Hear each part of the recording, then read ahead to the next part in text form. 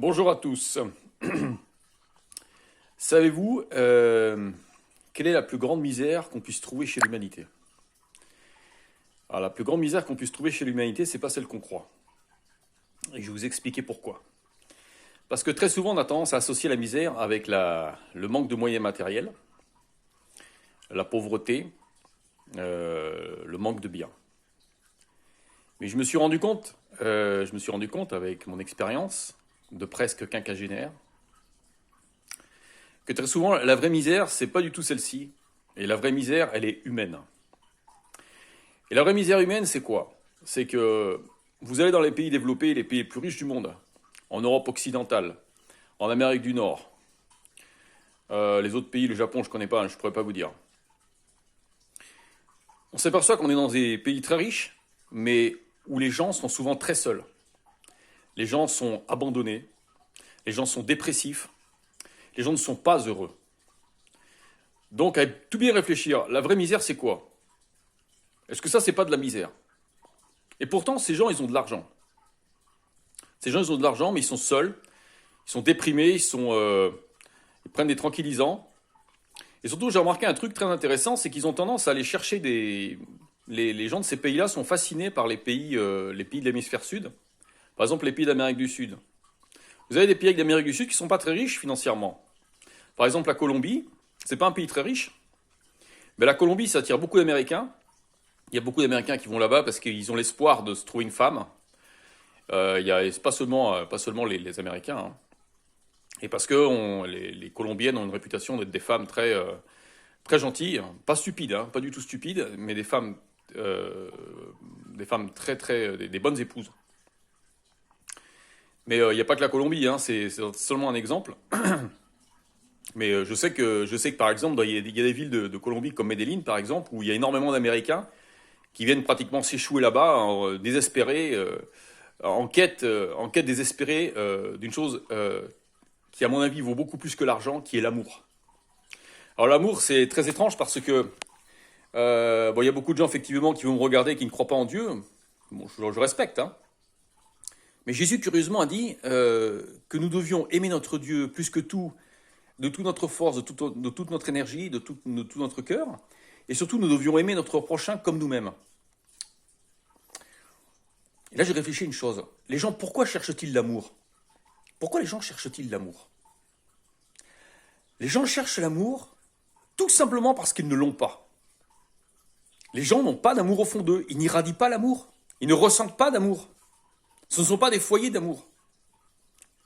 Donc comme ce ne sont pas des foyers d'amour et que cet univers existe grâce à l'amour de Dieu qui a voulu partager son énergie pour créer tout ce monde qui nous entoure, pour nous créer nous, pour permettre que nous existions, pour permettre que nous ayons toutes sortes de ressources, toutes sortes de vies autour de nous qui nous permettent d'exister. Et l'être humain se paye le luxe d'être un enfant gâté et de ne pas sentir d'amour au fond de lui.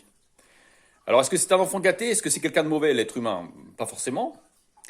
Je crois que l'être humain, en fait, il est programmé un petit peu comme un enfant qui est un enfant, un petit bébé, qui est, disons, en train de recevoir seulement l'amour de sa mère. L'être humain a été habitué très petit à recevoir, à penser que l'amour vient de l'extérieur. L'amour, on va lui donner. Voilà, c'est ça. Et après, il va être heureux parce qu'on va lui donner de l'amour. Et en y réfléchissant, moi, je me suis dit, mais si on a besoin de recevoir de l'amour, ça veut dire qu'en fond de nous, on n'a pas cet amour. Et je me suis dit aujourd'hui, mais et si j'avais de l'amour au fond de moi? Et si je ressentais de l'amour pour tout, pour toutes les choses, pour tous les êtres, pour toutes les personnes, même celles que j'aime pas, parce que nous faisons tous partie d'un même univers, un univers quantique où tout est lié. Et je me suis rendu compte que ça procure une énergie incroyable, un bien-être incroyable, une paix incroyable, une sécurité incroyable. Et on se sent beaucoup moins vulnérable, on se sent beaucoup moins mal. Et même les gens autour de vous vont être attirés par vous parce que vous allez être un foyer d'amour. Mais dans ce monde, quand vous regardez autour de vous, vous allumez la télé, qu'est-ce qu'ils vont vous montrer? Ils vont vous montrer de l'argent, ils vont vous montrer du sexe, ils vont vous montrer, qu'est-ce qu'il y a d'autre? L'argent, le sexe, et aussi la spiritualité. Avec ces trois choses-là, le monde vous fait croire qu'avec ces trois choses-là, vous allez recevoir de l'amour. Le monde vous fait croire que voilà, vous tombez là-dedans, dans la violence. Non, pas dans la violence, dans l'argent, le sexe et la spiritualité. Et là, vous allez vous retrouver avec des gens qui vont vous aimer. Parce que c'est ça finalement. L'argent, pourquoi l'être humain court-il après l'argent? Pour ne pas manquer, mais surtout inconsciemment, c'est pour être aimé. Parce que l'être humain, quand vous avez de l'argent, il vous aime. Vous êtes tout de suite, vous allez avoir plein d'amis. Alors que quand vous êtes pauvre, vous n'avez personne. Personne vient vers vous. Donc l'être humain pense inconsciemment qu'en ayant de l'argent, il va être aimé. Le sexe, c'est pareil. L'être humain, il pense qu'en donnant du sexe ou en offrant du sexe, il va recevoir de l'amour. Donc en cherchant aussi, en cherchant par exemple des conjoints, en se disant je ne peux pas vivre tout seul, il faut absolument que je sois avec quelqu'un, il faut que... En pensant à des besoins physiologiques, il se dit qu'il va recevoir de l'amour, qu'il va être heureux. Ou alors la spiritualité, on vous fait croire, oui, si vous allez... là, je vais reprendre un peu ma vieille rhétorique, témoins de Jéhovah, donc les témoins de Jéhovah. Il y a beaucoup de témoins de Jéhovah qui sont très conscients que leur religion a un gros problème, mais ils continuent à y aller parce que dans les salles du royaume, il y a de l'amour. Enfin, ils ressentent de l'amour. Ils se disent, c'est merveilleux, c'est justement ce qu'il me faut. Donc même s'ils ont tort, il y en a même qui disent ça, même si l'organisation des témoins de Jéhovah a tort, je continuerai à être témoin de Jéhovah. Il y en a beaucoup qui disent ça. Ce qui est une aberration totale. Au lieu de dire, de partir d'un autre raisonnement qui serait, je vais moi-même avoir un amour, être un foyer d'amour pour les autres,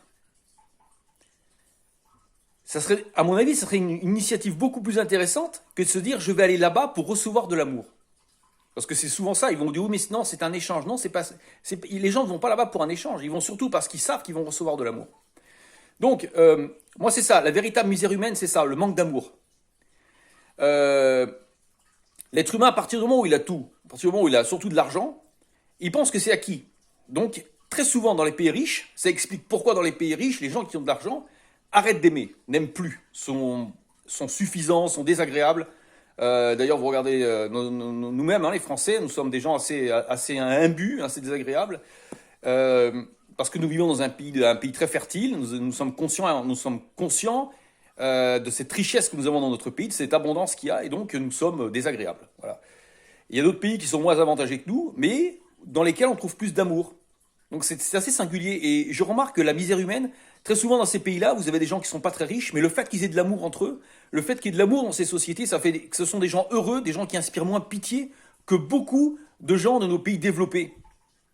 Donc ce que je souhaitais dire au final, c'était que ce commandement de Jésus d'avoir de l'amour d'aimer notre prochain comme nous-mêmes, c'est un commandement précieux.